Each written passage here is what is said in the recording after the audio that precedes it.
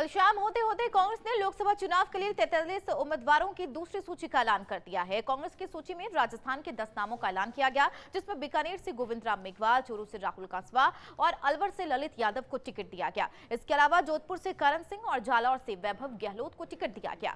खास बात यह है कि 25 सीटों के मुकाबले में बीजेपी पहली सूची में 15 सीटों पर नामों का ऐलान कर चुकी है, जिसमें बीकानेर से अर्जुन राम मेघवाल, सीकर से सदानंद, अलवर से भूपेंद्र यादव, नागौर से ज्योतिर्मठा को टिकट दिया गया है।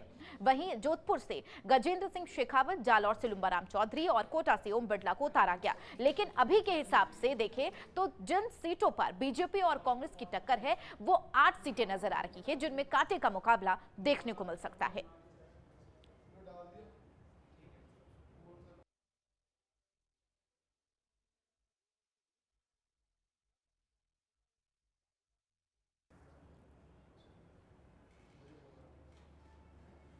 इस खबर पर ज्यादा चर्चा के लिए हमारे वरिष्ठ संवाददाता उमंग माथुर सीधा न्यूज रूम लाइव हमारे साथ जुड़ गए हैं। उमंग जी, जाहिर सी बात है कांग्रेस ने भी दूसरी सूची जारी कर दी है और भारतीय जनता पार्टी की तरफ से भी पहली सूची जारी कर दी गई है, जिसमें कांग्रेस की अगर बात करें तो 10 ऐसे उम्मीदवारों को पर मुहर लगा है और भारतीय जनता पार्टी ने 15 उम्मीदवार अपने उतारे हैं।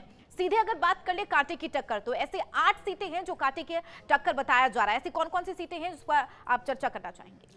बिल्कुल चंदा, अगर आपको हम बात करें जो 8 सीटों पे जो कांटे की टक्कर मानी जा रही है, एक तो अभी थोड़ी देर पहले जो चर्चा हो रही थी वैभव गहलोत की, अशोक गहलोत के सुपुत्र हैं, लेकिन कहीं ना कहीं ये देखा जा रहा है कि वैभव गहलोत जो जोधपुर में करीब 3.25 लाख वोटों से वो हारे थे केंद्रीय मंत्री गजेंद्र सिंह शेखावत के हाथों। और सबसे बड़ी बात है कि जोधपुर जो कि कभी अशोक गहलोत का गढ़ माना जाता था, वहां वो अपने पुत्र को जिता नहीं सके और अब उन्होंने जालोर सिरोही की सीट से वैभव गहलोत को उतारा। लेकिन इस बार भी उनके सामने जो उम्मीदवार बीजेपी ने उतारा है लुम्बाराम चौधरी, वो भी हम कह सकते हैं कोई हल्का उम्मीदवार नहीं है। 1982 से वो अपनी राजनीति में वो उतरे थे और उसके बाद लगभग 3 बार वो जिला अध्यक्ष रह चुके हैं। जमीनी कार्यकर्ता है, किसान परिवार से आते हैं और जालोर सिरोही में उनकी अच्छी पकड़ मानी जाती है। तो अभी के समीकरण के हिसाब से अगर देखें तो पूर्व मुख्यमंत्री अशोक गहलोत, जिन्हें राजनीति का जादूगर कहा जाता है, उनका ये दांव भी कहीं ना कहीं विफल होता हुआ दिखाई दे रहा है। गजेंद्र सिंह शेखावत जोधपुर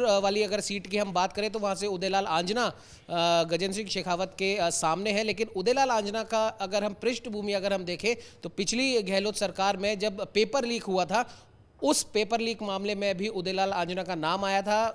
बीजेपी सरकार बनने के बाद में ईडी आईटी की रेड उनके ऊपर पड़ी थी। तो जाहिर सी बात है कहीं ना कहीं हम कह सकते हैं कि एक प्रकार से जो उदयलाल आंजना का जो नाम है वो कहीं ना कहीं ईडी आईटी की रेड और पेपर लीक मामले में जब उछाला गया तो उसके बाद में एक जो छवि जो होती है वो उनकी नेगेटिव बनी, जो कहीं ना कहीं गजेंद्र सिंह शेखावत जो कि पिछली बार भी जीत कर आए थे और इस बार भी सिर्फ उदयलाल आंजना की इस छवि से कहीं ना कहीं गजेंद्र सिंह शेखावत का पलड़ा भारी होता हुआ दिखाई दे रहा है। ऐसे में उमंग जी, ये कहना भी गलत नहीं होगा कि भारतीय जनता पार्टी ने पूरे तरीके से एंटी इनकम्बेंसी फैक्टर को ध्यान में रखा है और इसी को ध्यान में रखते हुए टिकट को कहीं ना कहीं बंटवारा किया है।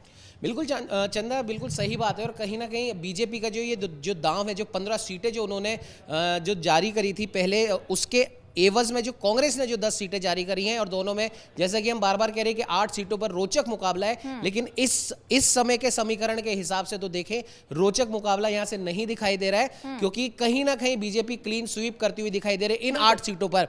अलवर की अगर हम बात करें विशेष तौर पर, तो आज बीएसपी ने वहां से अपना एक उम्मीदवार उतारा है जो मुस्लिम पृष्ठभूमि से आते हैं और उस उम्मीदवार की वजह से कहीं ना कहीं अलवर में भी बीजेपी क्लीन स्वीप मारती हुई दिखाई दे रही है, क्योंकि अलवर में मुस्लिम मतदाताओं की अगर हम बात करें तो करीब 3 लाख के आसपास मुस्लिम मतदाता हैं। यादव वोट की अगर हम बात करें तो वो भी 2.5 से 3 लाख के आसपास बैठते हैं और अलवर में दोनों ही कैंडिडेट कांग्रेस और बीजेपी की दोनों यादव हैं। बिल्कुल, अलवर में यादव कार्ड दोनों ही पार्टियों ने खेला है। और अगर बात कर ले नागौर की, तो कहीं ना कहीं कांग्रेस पार्टी की तरफ से अभी फिलहाल उम्मीदवार की घोषणा जो है नहीं की गई है, लेकिन भारतीय जनता पार्टी ने ज्योतिर्मठा को वहां से उतारा है। ऐसे में क्या कुछ आगे की स्थिति देखने को मिल सकती है? क्योंकि पहले अगर बात करें भारतीय जनता पार्टी और हनुमान बेनीवाल के गठबंधन की कहीं ना कहीं बात आई थी और अभी भी कयास लगाए जा रहे हैं कि हो सकता है कांग्रेस की तरफ से हनुमान बेनीवाल की पार्टी के साथ गठबंधन किया जा सकता है। बिल्कुल चंदा, सिर्फ यही एक वजह है कि कांग्रेस ने अभी तक इस सीट पर अपने किसी भी उम्मीदवार का नाम घोषित नहीं करा है और बीजेपी की जो एक बार फिर से लोकसभा चुनावों में 25 सीटों की हैट्रिक की जो बात कही जा रही है, राजनीतिक जानकारों की भी अगर बात करें और नवतेज टीवी के विश्लेषण की भी अगर हम बात करें, तो कहीं ना कहीं सिर्फ एक यही सीट है जो 50-50 देखा जा रहा है। हो सकता है बीजेपी की झोली में गिरे और हो सकता है यहां से बीजेपी को हार का मुंह देखना पड़े, और सिर्फ एक ही कारण है, मिर्धा परिवार।